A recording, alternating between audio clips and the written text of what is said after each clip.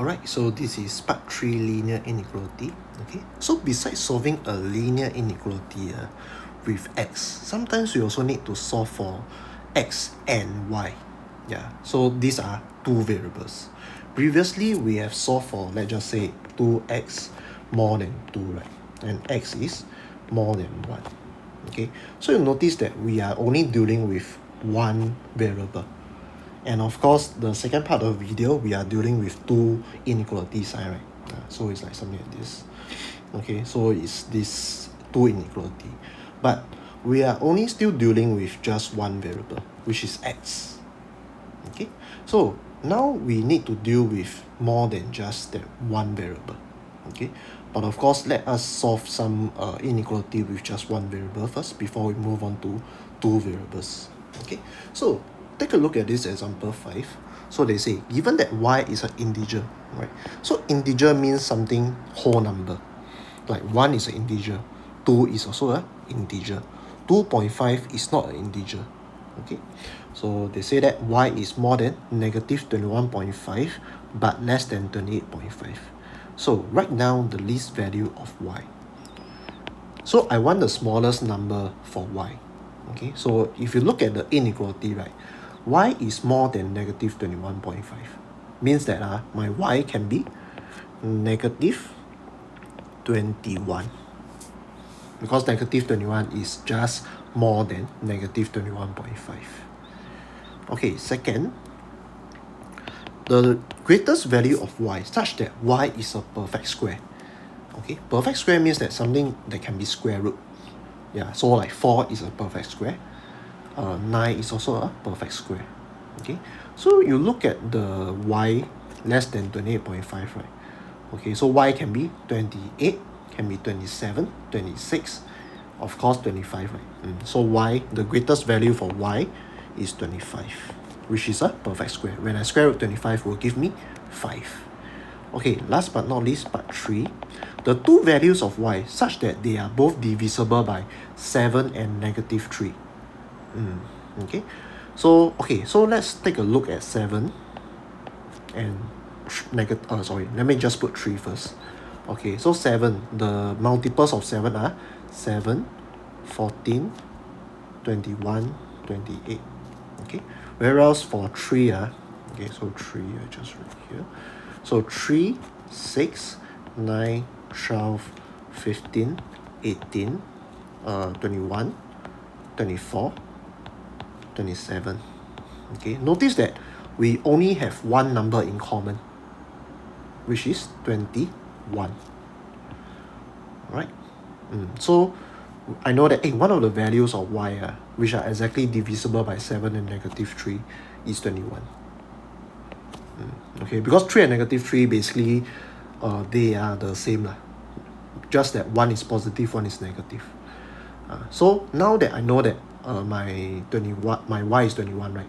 What is another value? Because I need two values. Yeah, since we know that y is more than negative 21.5. So there's some parts of y which is in the negative region. Yeah, so 21 and negative 21. So these are the two values. Because negative 21 and 21 is inside y, the range of y. Yeah, okay. Yeah, so this is for part 3. So let's go to example 6. Example 6, there are some a bit chin words. Okay, so given that 5x, given that we are given this inequality, right, find the greatest rational value of x. What is the difference between rational value and integer? Rational value means that I can have decimal, not necessarily a whole number. I can like 0.33 is a rational number. But if I give you something like this, 0.3333 until there's no end, right? There's all the trees behind, right? This is what we call an irrational number because there's no end. But if we are only given like this, 0.33, full stop, right? This is what I call a rational number. This is irrational. Okay, and this is rational. Okay, so rational number can be any whole number, can be any fraction, can be any decimal. right? As long as there's an n to it. Okay, so part 1, I want the greatest rational value of x. Before that, I must solve for the inequality. Okay, so let's solve. 5x minus 4. Okay, so let me expand the right hand side. X plus 10 and a half. Okay, so move your alphabet to the left hand side. So 5x minus x is 4x. Move numbers to the right hand side. So it's about 14 and a half. And of course, you just divide by 4 on the left and right hand side. Right? So you should get 3, 5 over 8. So x is equal to or less than 3, 5 over 8. So the greatest rational value is x is equal to 3, 5 over 8. Because 3, 5 over 8 is a rational value. As long as you can express it in terms of fraction, it's a rational value. Okay, part 2, the greatest integer value of x. Yeah. Okay. So integer value we know is a whole number, and x will be equal to 3. So this is the greatest integer value. Okay, part 3, the greatest prime number of x. Remember, prime number is something that can only be divided by itself. So 1 is not a prime number. The smallest prime number I start from is 2. 2, 3, 5, 7, 11, so on and so forth. Alright, so they want the greatest prime number. So of course my greatest prime number is also 3. Okay, yeah. So this for example 6. Okay, now let's move on to the inequality with two variables, which is my x and y. Okay, so example 7, given that x is more or equal to 2 but less or equal to 5, and y is more or equal to negative 3 but less or equal to 8, find the largest possible value of negative x times y. Okay, so this is a bit more, you need to think a bit already, right? So, part A. Okay, so I want the largest possible values, right? So notice that we have negative in front of the x times y. Okay, so in order to make the whole thing positive, my y should be negative. Okay, yeah. So for this, okay, x, maybe I put 5. Okay, I want the largest. Alright, but y, if I put 8, okay, if I use y as 8, so x negative 5 times 8, which is equal to negative 40. So negative 40 is quite small.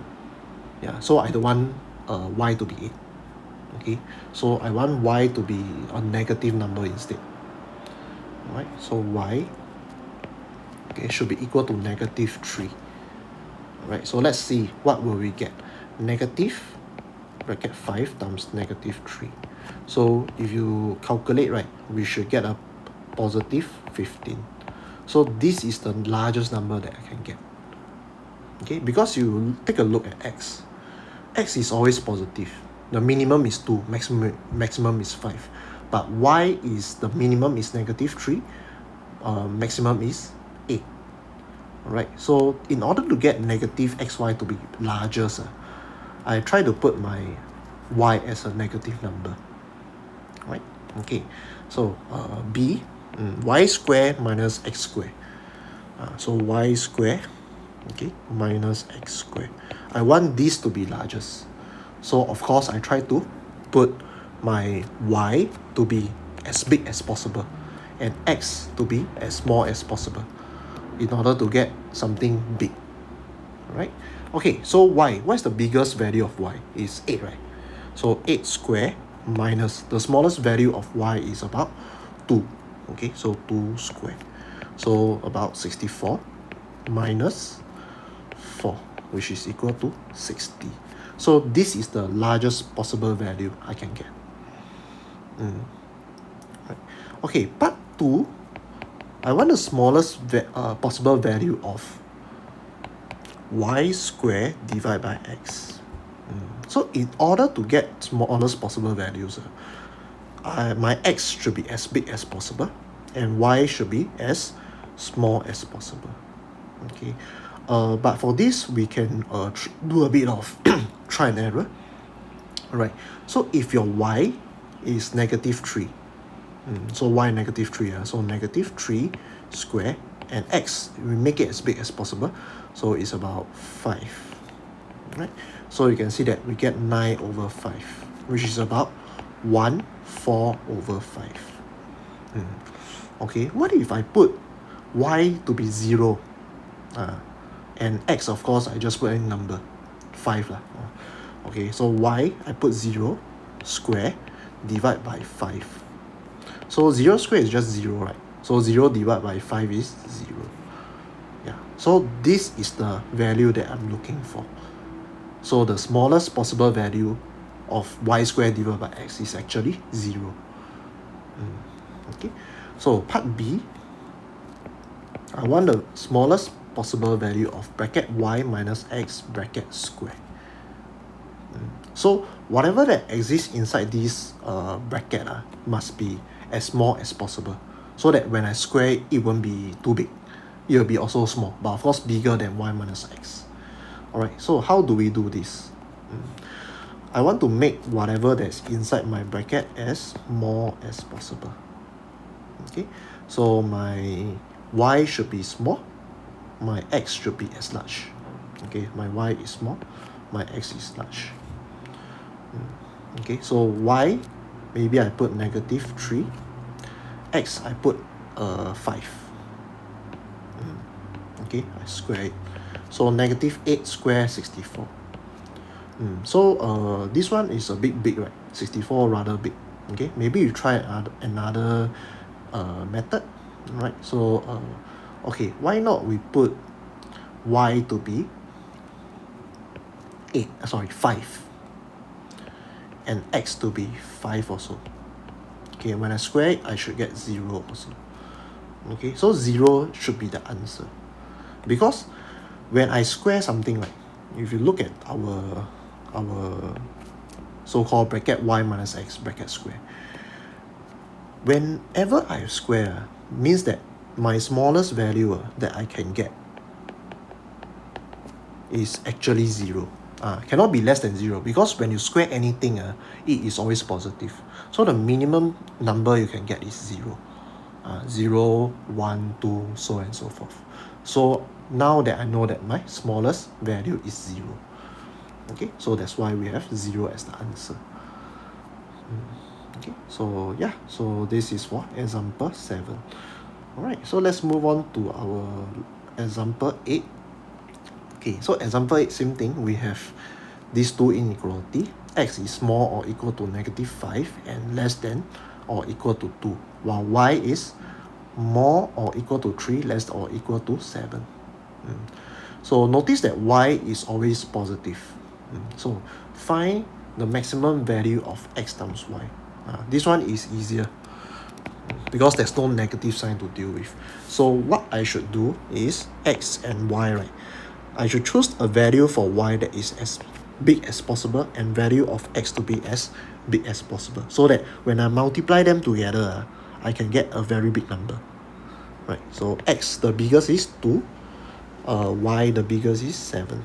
So 2 times 7 is 14. Right. Okay, part 2. Find the minimum value of x divided by y. Right, so x divided by y. In order to get minimum, the smallest value, so smallest value, hopefully I should get less than 0. Okay, so my y should be as big as possible and x should be as small as possible. Okay, so x value, if I want to get the smallest, should be -5. For y, the biggest is 7. Okay, so the value should be -5/7. I shouldn't put x to be 0, because 0 divided by 7, I'll get 0. But 0 is bigger than -5/7, right? Yeah, so 0 is still not the smallest value. Right, so this is for example 8. Okay, so the last example of this video, example 9. So we are given x more or equal to -4, less or equal to 1, while y is more or equal to -2, but less or equal to 7, where x and y are both integers. Find the smallest value of 2xy minus x squared minus y squared. Okay, so this one, let's take a look at our previous example. Okay, let's take a look at previous example. So there's no commonality here, it's okay. Okay, so first of all, I want the smallest value. Okay, so of course, my 2xy, I split this equation into three parts. The 2xy, x squared, last but not least, y squared. Okay, so in order to get smallest value, my 2xy, my 2 times x times y must be as small as possible to give me the smallest possible result.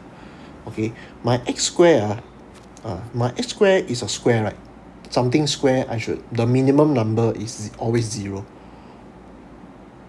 Okay, so y square, the minimum number is also 0.